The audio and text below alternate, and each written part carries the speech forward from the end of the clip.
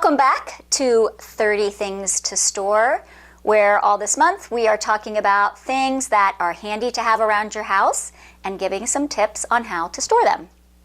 We are up to day 14, and today and tomorrow we're going to be talking about small accessories like jewelry that you might want to have in your bedroom, and maybe they're messy and you're not quite sure how should I store this kind of stuff. Today we're going to talk about the men, and tomorrow we'll talk about the women. So let's start out and talk about men. Men have small things that they need to store. And sometimes we don't really think about that because we think, oh, men don't wear a lot of jewelry. But they do have things they need to store, and if we don't plan for that, then they're going to end up sloshed around a drawer or scattered across a dresser, and sometimes people don't like the way that looks, and then the husband and the wife are fighting, and we can avoid that. There are things to do. So what you need to do is designate a location where the man of the house can keep his stuff. And what do I mean by stuff? Maybe collar stays, cufflinks, buttons, pins, maybe a watch, a Fitbit, that kind of stuff, right? Everybody's got something. So what I do is recommend that people get what I call the man box. So in a way, this is just a jewelry box, except usually they come in a leather finish or something that looks a little more manly. These are available, you can get them at Amazon and Crate & Barrel. I'll put some links on the website to give you an idea. It doesn't need to be fancy like this. It could literally just be a cardboard box that has sections in it. That part is important.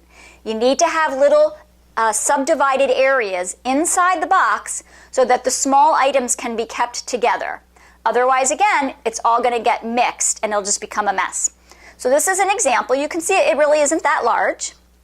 And when you lift the lid, inside it has some extra structure for sections. So maybe the collar stays are over here, and there's a space for buttons here, and maybe a different kind of collar stay, maybe rings down the middle in this kind of sleeved area.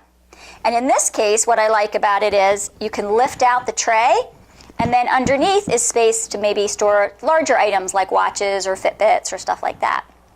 So it's a great idea to get a box like this. If the man of the house also enjoys wearing cufflinks, there are containers that are designed specifically to hold cufflinks. And that's a box kind of like this. This one happens to have a clear top, doesn't have to have a clear top.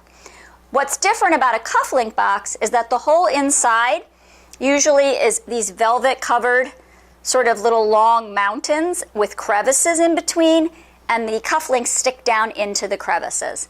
This is a nice way to store what can be valuable items and keep them from knocking around in a drawer and perhaps getting chipped or damaged. So designate a spot. It could be a box, it could be a man box, it might be a cufflink box. You could even put structure in a drawer if that was better for your setup. But make sure there is a designated location for all of these special, smaller items to go. So that's today on 30 Things to Store. Come back tomorrow and we'll talk about small items for women.